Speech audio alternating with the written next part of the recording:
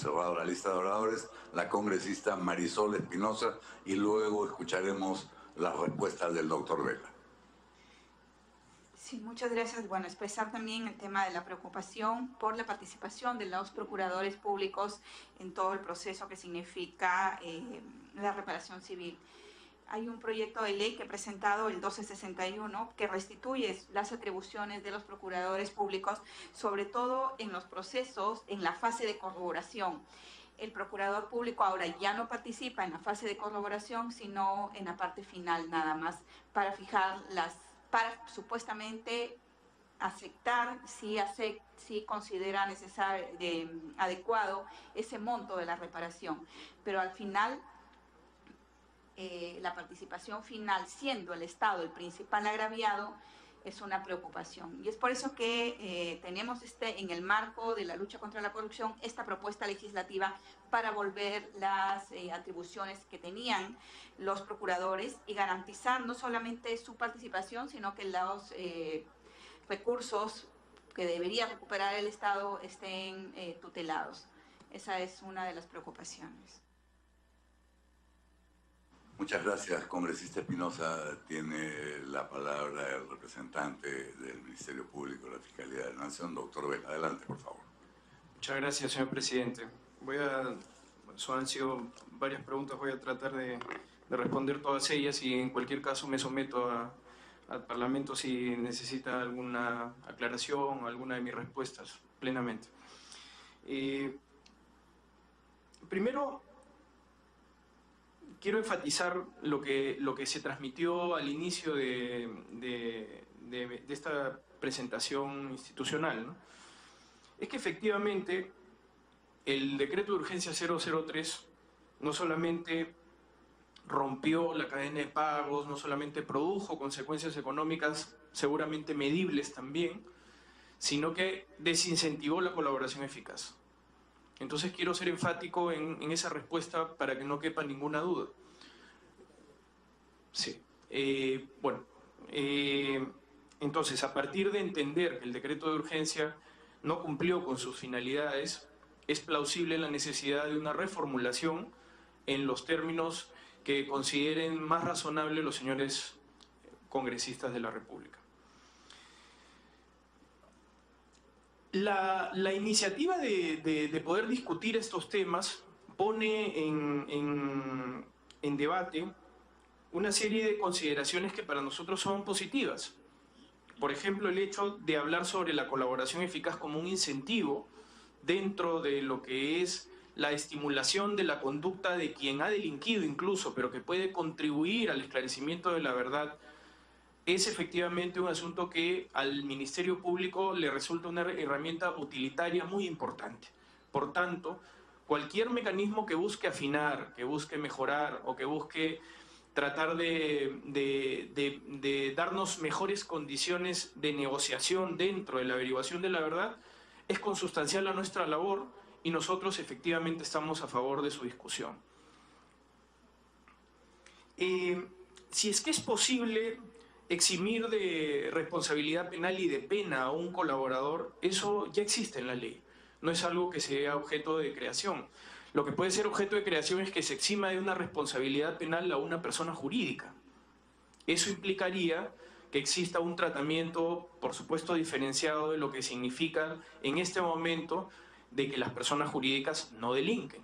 Por tanto, habría que establecer claramente también la naturaleza jurídica de cómo es que una persona jurídica puede llegar a delinquir con todas las consecuencias correlacionadas con el principio de legalidad, tanto el principio de legalidad sustantivamente como procesalmente, porque tiene que ver también con principios de aplicación temporal de la ley, retroactividad y retroactividad. Entonces es un asunto que de todas maneras conviene afinar y profundizar en la discusión si es que le vamos a dar responsabilidad penal a las personas jurídicas y si consustancialmente podemos incorporarlas también al mecanismo de colaboración eficaz, que es un mecanismo de carácter procesal, ¿no? Para comenzar.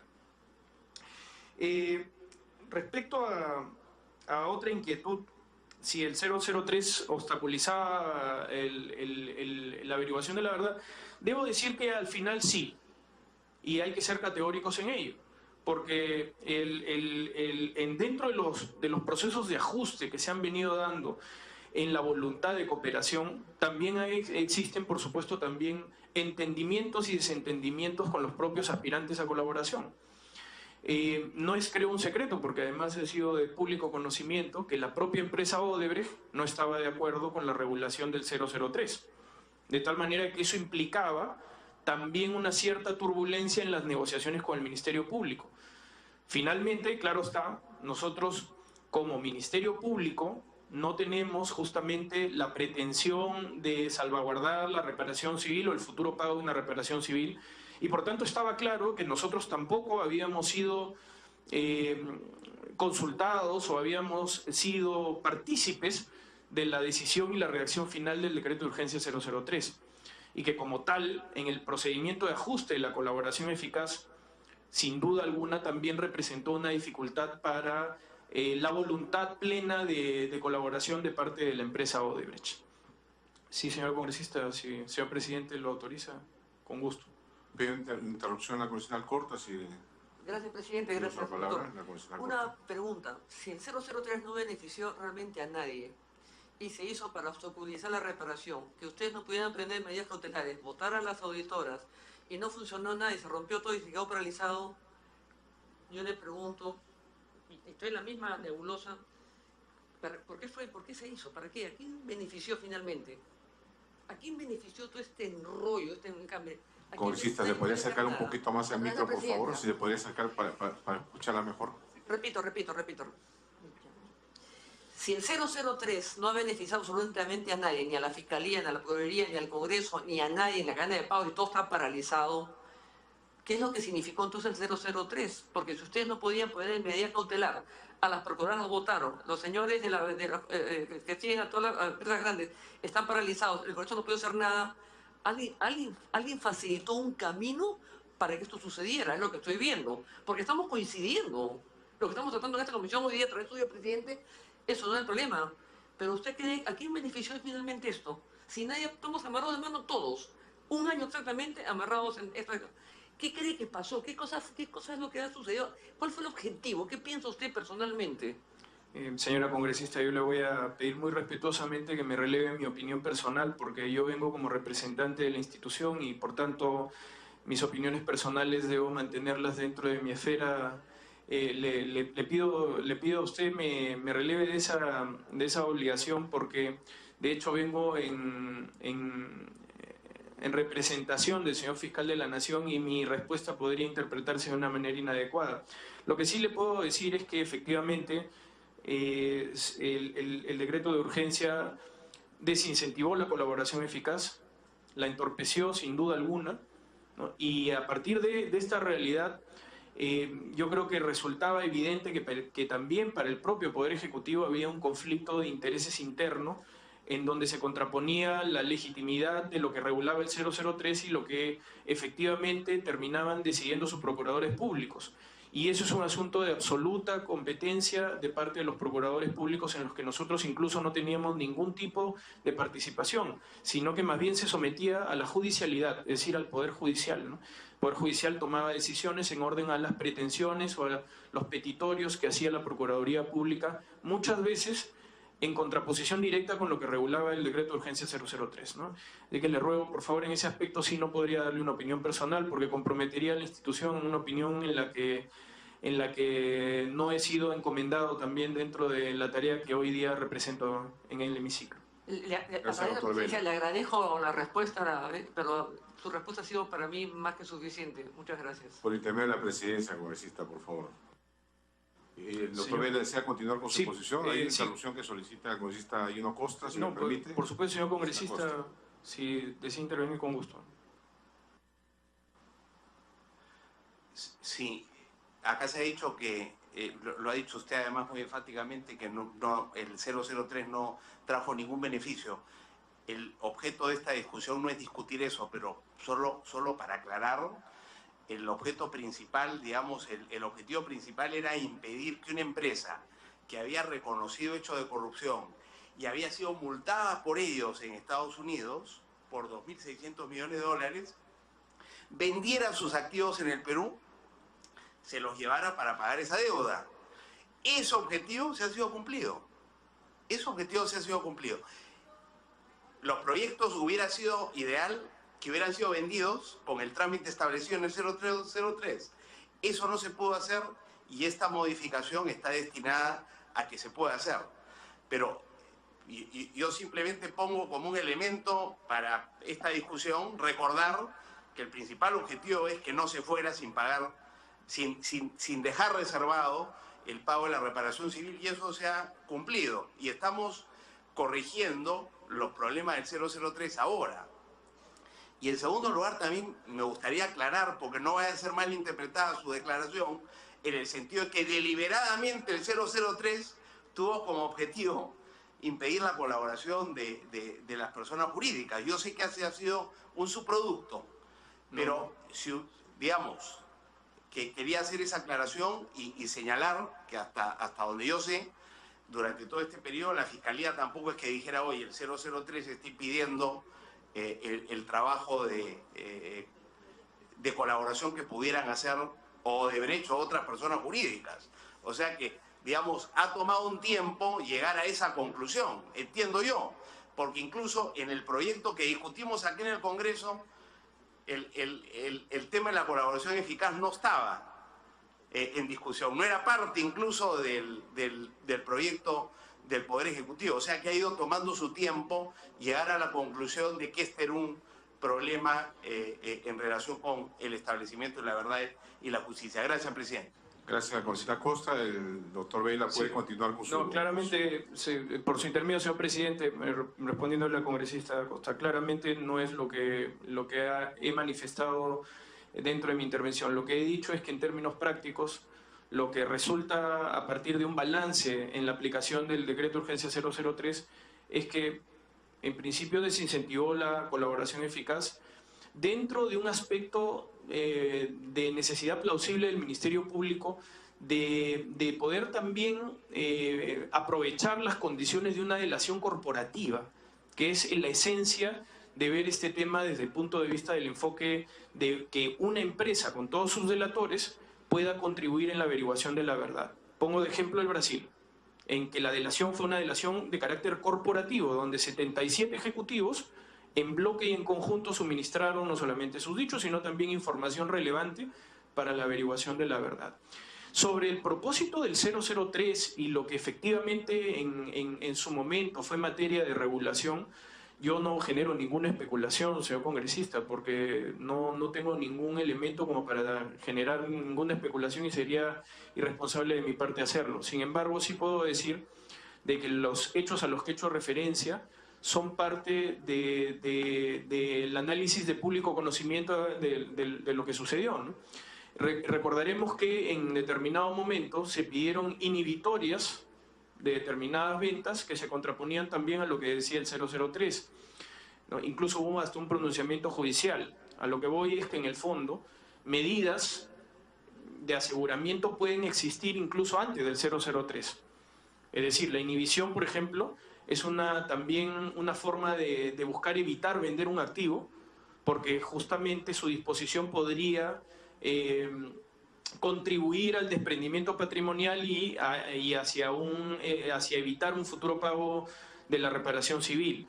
Eso tiene que verse desde una limitación a la libertad de contratación, que también es sometida a la razonabilidad de un juez.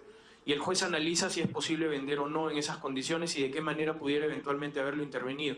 Lo que aquí existía más bien era un aseguramiento de que si iba a existir una venta, el producto de la venta, en términos no judiciales, sino a partir de lo que la ley regula con intervención del Ministerio de Justicia, pudiera buscar que esa fuga eventualmente de un capital no termine siendo un escape de lo que significaría el futuro aseguramiento de la reparación civil, ¿no? Como tal, ese mecanismo estuvo incluido dentro del 003, pero lo que yo le he transmitido es claramente lo que en términos objetivos terminó sucediendo, ¿no? Que efectivamente tuvimos problemas en las colaboraciones eficaces, en la colaboración eficaz ya planteada, y nadie se acercó a plantear una colaboración eficaz porque justamente no quería cualquier persona jurídica someterse a los rigores o a la regulación del 003 y preferían litigar preferían más bien buscar dentro de esa presunción de inocencia, buscar litigar los casos y a partir de esos aspectos de litigación no someterse justamente a estas restricciones en la libertad de contratación. Por tanto, eso desincentivó ulteriormente la colaboración eficaz, porque efectivamente podrían haber existido acercamientos en los que era posible solucionar el tema de la pena, pero no era posible solucionar el tema de la reparación civil. Y por eso la empresa decía, bueno, yo prefiero litigar, me puedo poner de acuerdo sobre la pena incluso, pero muchos de los delatores ni siquiera viven en el Perú.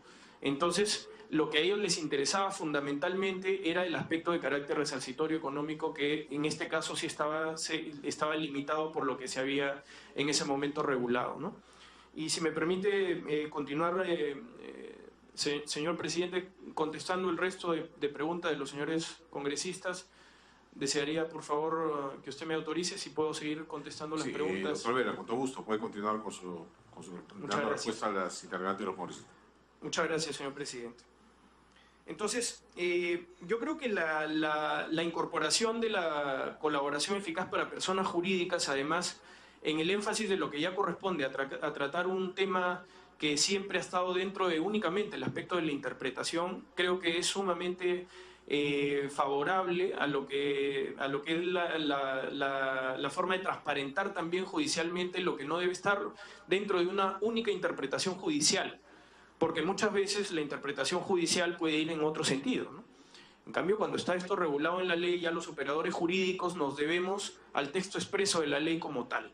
Entonces, si es que esto ya se va a incorporar, yo creo que sigue siendo una iniciativa valiosa para el Ministerio Público el hecho de que ya se incorpore dentro de la colaboración eficaz como tal. Sobre los aspectos de coordinación, las instituciones tienen algunos foros en los que también hacen ver y notar sus preocupaciones.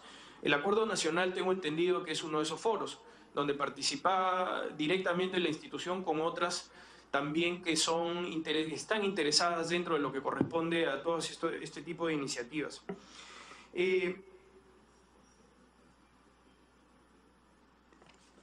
Respecto a lo que hacía referencia la congresista letona, sobre algunos aspectos puntuales de la colaboración, en el proyecto aún se mantiene que la aprobación del acuerdo de colaboración eficaz es parte de los órganos judiciales, es decir, esta es una iniciativa dentro de un acuerdo negocial en el que finalmente la última palabra no la tiene el Ministerio Público, sino la tiene el Poder Judicial. El Poder Judicial, nosotros, en otras palabras, tenemos que superar el control de legalidad judicial para que se homologue ese acuerdo, y solo si cumple con los presupuestos que están desde la interpretación del juez, es posible que nosotros lleguemos a una sentencia premial. Esa sentencia premial es la que finalmente ya es objeto de conocimiento público, como hacía referencia al inicio de mi exposición.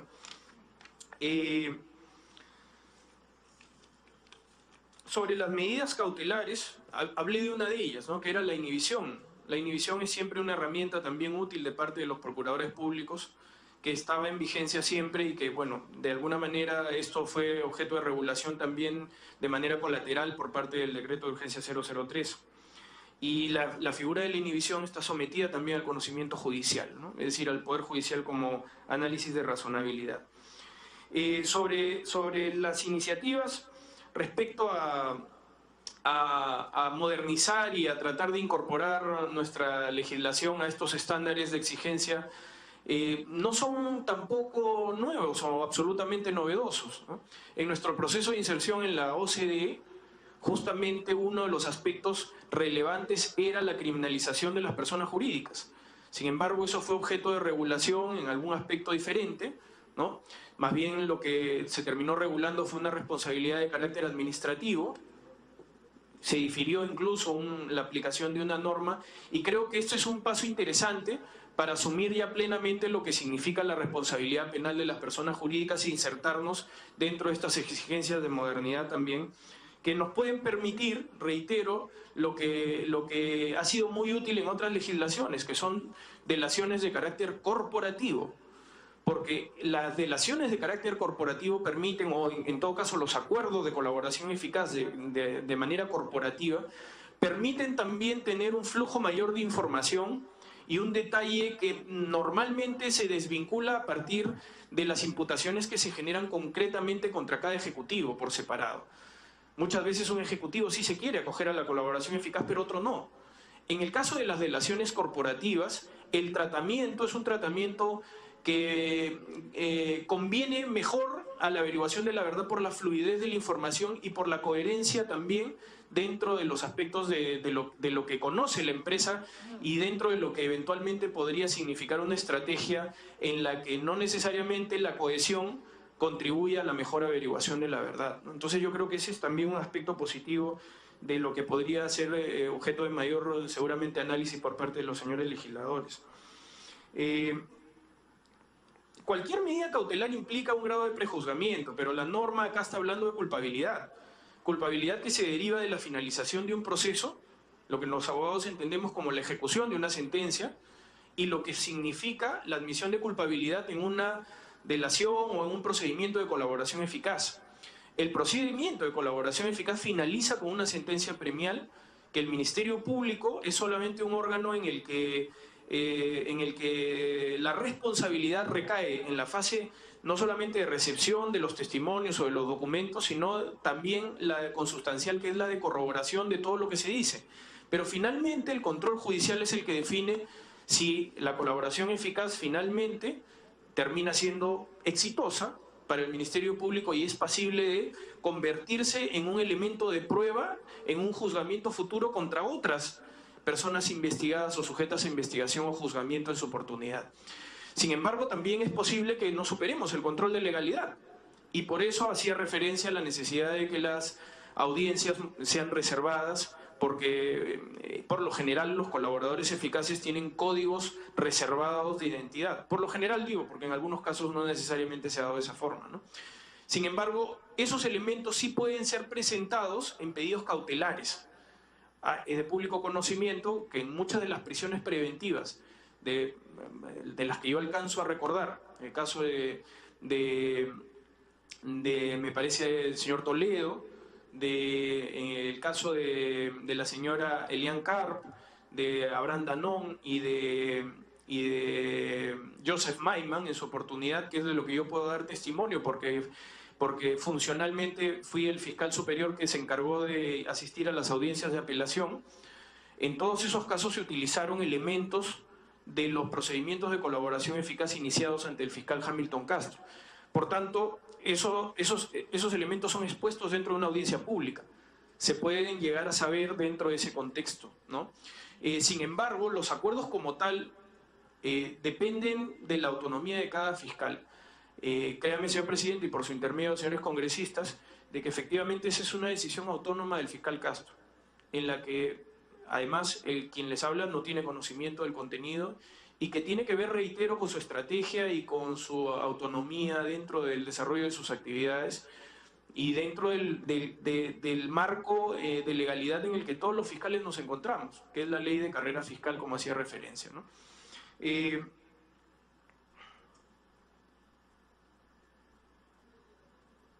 Respecto a la pregunta del congresista Vergara sobre el grado de colaboración con la Procuraduría Pública y justamente parte de lo que han sido, digamos, insatisfacciones que han determinado quejas por inconducta funcional en el caso de Ecoteva, que han merecido incluso sanción del juez Concha. Debo decir esto para que se entienda de que este no ha sido únicamente un debate de carácter mediático, sino que se trasuntó en una queja ante la Oficina de Control de la Magistratura del Poder Judicial, que determinó, luego de un debido proceso, la sanción del juez Concha. El juez Concha ha sido sancionado justamente por una serie de inconductas funcionales que en su momento fueron objeto de denuncia por parte del Ministerio Público, respetando estrictamente los canales de legalidad.